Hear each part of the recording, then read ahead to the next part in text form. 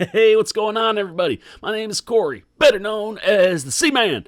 Now, I want to welcome you to another edition of the Seaman's Cinema Sit Down. Now, this is a long overdue review. We have a couple of those coming. I had a stretch where I saw a bunch of movies, and then I was really sick. Work has been crazy, as it always seems to be lately, and it was a string of movies that I missed, but this movie in particular was one I was definitely gonna go check out the minute I could, but my girlfriend wanted to go see it with me, and this was all during that time where I was sick, her house was sick, everybody was just not feeling very well, and took longer than I wanted, but we're all healthy.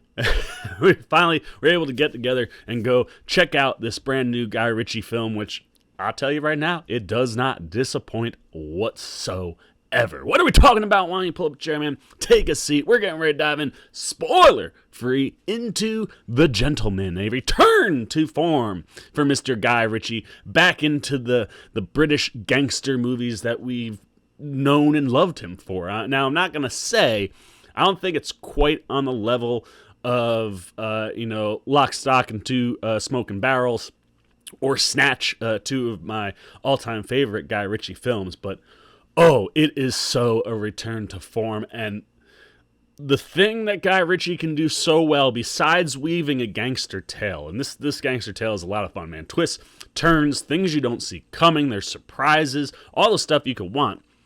He also knows how to assemble an all-star cast of talent that just shows up to play, man, and everybody in this movie showed up to play, and they put on a show, man. Where to start? Well, let's start with Guy Ritchie, man. The classic Guy Ritchie, man. This movie is classic Guy Ritchie, from the style to the cinematography. It matches up with what you would expect, and the storytelling. Guy loves to tell multiple storylines and bounce them all over the place, and he does so exquisitely in this movie. And the approach in which he takes to telling this story is one I thoroughly enjoyed. It sets up two of our main characters, Charlie Hunnam's Ray, and easily, we're going to get to the acting, but for me, easily the MVP of the movie, Mr. Hugh Grant as Fletcher. He's amazing in this film, dude. Some of the best Hugh Grant stuff I've seen in a long time. Like I said, we'll get there, but I want to talk about the story. But it sets up these two kind of having a conversation, and Fletcher has a bit of a film background, which it hit me in all the right places, man. They use a couple filmy type things, terminology, the way he's telling, he's kind of pitching this like a movie, but is producing a story that has to do with Ray's employer, Mickey Pearson, played by the wonderfully talented, amazing Matthew McConaughey, who is this giant marijuana dealer out in England. And I tell you, McConaughey was born to be a marijuana drug lord, man. He's fantastic, right? It's not one of them roles where you see, all right. Matty McConaughey is puffing on the weed, but man, can my dude sell being like a drug lord. And the story that Fletcher is telling revolves around McConaughey's character and things that are going on with different factions and gangs in the area. And all of it is trying to produce money, getting Ray and Pearson to pay, Fletcher for the story that he's telling him. So it sets up all the things that you want, man. It allows you to jump around, allows you to kind of dip in and out of different parts of the story and slowly get piece by piece. And Ritchie sets things up that make you think one thing, and then you get down later on in the movie and it's something totally different. And I just loved that form of storytelling. It's like I said, it's classic Guy Ritchie stuff, and it works really, really well, man. It captivates you. It pulls you in. You start out with a bang and you're like, whoa, wait, what? That's where we're going? Okay, you have my attention. And as Fletcher tells the story, and his interactions with Ray are just fantastic. Hunnam and Grant are just fantastic on screen together. They have a really nice back and forth throughout the entire film. And you're just here to go along on this ride, and then all of a sudden, it's like you're getting, it's like you're playing cards, man. You got a decent hand, right? And then you get the, if you're playing Texas Hold'em. There it is. You've got your two cards, and you're like, it's a decent hand. And the flop comes out, and you go, all right, my hand just got a little bit better. I'll stick around. Here, have my money. And the turn comes, and all right, well, I'm still in this hand. I haven't quite won the hand yet, but I'm still here. You can keep taking my money. And you get that river, and you're like, boom, jackpot, baby, all in. That's how this movie feels. It really builds that way, and I thoroughly enjoyed it. And I enjoyed it mostly for the performances, man. The cast here is great. Like I said, McConaughey playing Mickey Pearson. What's great is he's not trying to play British. He's an American that's out in Britain and establishes this massive, like, weed conglomerate, man. Like, he is the king of weed out in Britain. And I love getting to see how he sets up all of his groweries. Or is that what you call it? The places where he's growing all the weed. I love how that's set up. I love how they're kind of like hidden, and how they're hidden is kind of cool. And the introduction to all that stuff is awesome, because the other concept of the movie is McConaughey is trying to sell his business. He wants to get out. He wants to go enjoy retirement with his wife Rosalind, who's played by Michelle Dockery, who's perfect, dude, pitch perfect to be the wife of a drug lord, or a weed lord, as you will. Their chemistry is great on screen.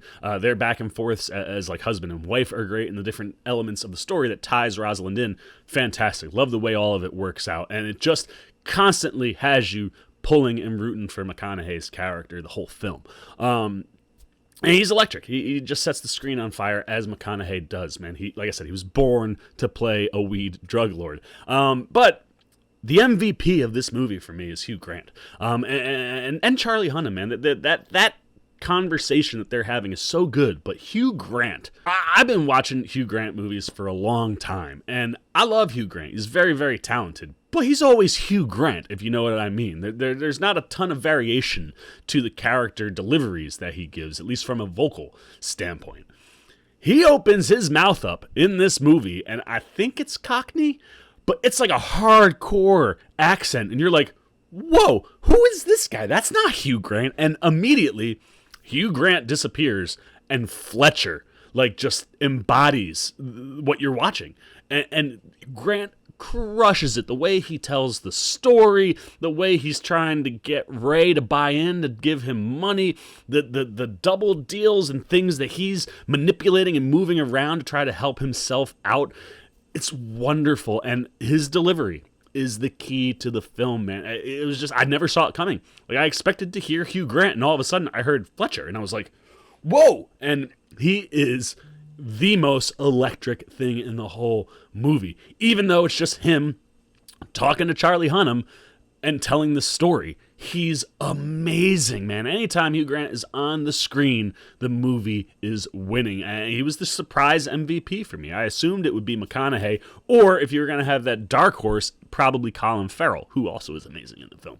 But no, Hugh Grant steals the show, man. He's fantastic. I hope this sparks a little bit of something to get Hugh Grant, going again, because I really, really enjoyed watching him on screen. And you have, as I mentioned, Charlie Hunnam playing Ray, who's the guy that, Fletcher's having this conversation with. And the whole thing, man, like, it's set up at Ray's house. I love the way it's set up. I love the different things that Ray has going on at the house and how that plays into the storyline and the things that are going on with Fletcher. And it's just so clever, and it's so smart. And you love Ray, man. His character is great. He's like the ultimate number two. Like, to my number one, Charlie Hunnam's Ray is the number two you want, man. He has your back. He's always looking out for your best interests. If there are messes, he makes sure he cleans them up, does whatever he has to do, and always makes sure that he's a couple steps ahead. And the delivery was great, man. And, it's one of those things where we got to see Charlie Hunnam work with Guy Ritchie the first time in King Arthur. And while the movie didn't do very well, I actually enjoyed lots of things in it, specifically Hunnam. And here, this just plays to all of Hunnam's strengths, man. From his delivery, that's just that natural delivery of who Charlie Hunnam is, man. He can just be himself here, and it just fits perfectly with the Ray character. So he's never not on, because he he's just doing what you love to see Charlie Hunnam do. And like I said, I just thoroughly enjoyed watching his back and forth with Hugh Grant. That makes this movie for me. But then you add in all these other, so many actors, man. Jeremy Strong is in here. He's great. He's a potential buyer of the corporation that McConaughey is trying to sell, and how he works in what he's trying to do, the shifty things he's making happen. Really enjoyed all of that stuff. As I mentioned, Michelle Dockery is fantastic. I think she really plays the perfect female counter to McConaughey, the kind of wife that can keep him in check, and the kind of wife in this situation who's from Britain. She has those connections that I'm sure helped McConaughey build this empire that he has, and I love their relationship. And there's specifically a sequence where she is in danger. Watching McConaughey do whatever he's got to do to get to her, wonderful to watch. Henry Golding, you blew me away in Crazy Rich Asians, and just was immediately someone I'm like, I can't wait to see this guy do more stuff. I didn't necessarily think gangster films would be the way to go for Henry Golding, but he crushes, man. He plays a gangster who's trying to force his way in to this deal, and he wants a piece, even though he's not like the kingpin of his group. That's actually Tom Wu, and I love watching what Tom Wu has going on in this movie. Great stuff with his character, Lord George. But Henry Golding's Dr. I is like the perfect asshole.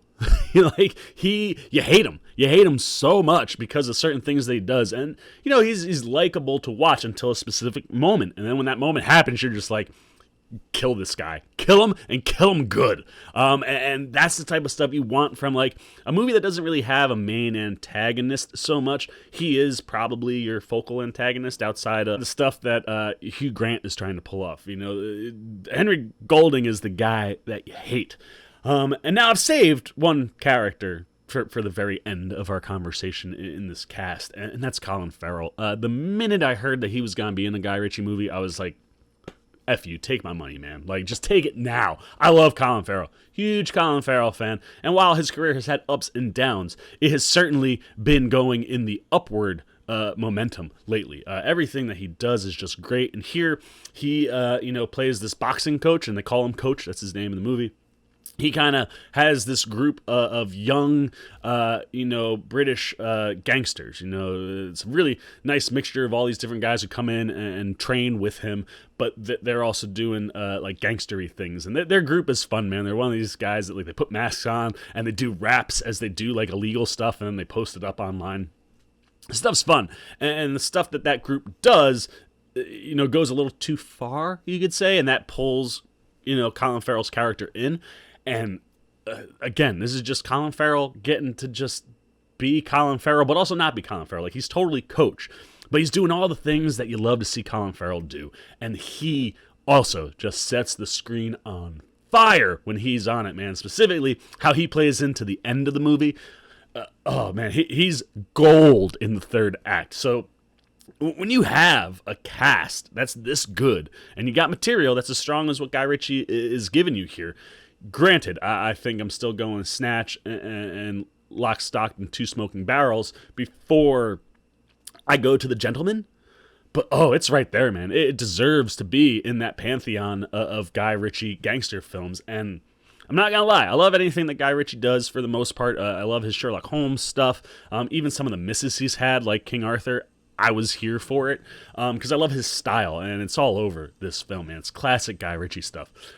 But I hope that this maybe sparks a little bit more of like that run of gangster films they did back in the day, and I hope he does another run of them, because give me Guy Ritchie gangster films all day, any day. Specifically British gangster films, man. I find there's a different take to those films, right? Whereas like the Americanized gangster, of like Italian American or Irish American, it's very, very specific. It's a lot of guns. It's a lot of shooting, usually, and way, like, heavier crime stuff. Here, all of these criminals in Guy Ritchie movies, they're always likable. Like, you always like them. They're having fun. They're funny. They're sarcastic. You got that British humor all over the place while things are going on, and some of them are smart and some of them aren't, and all that is at play here.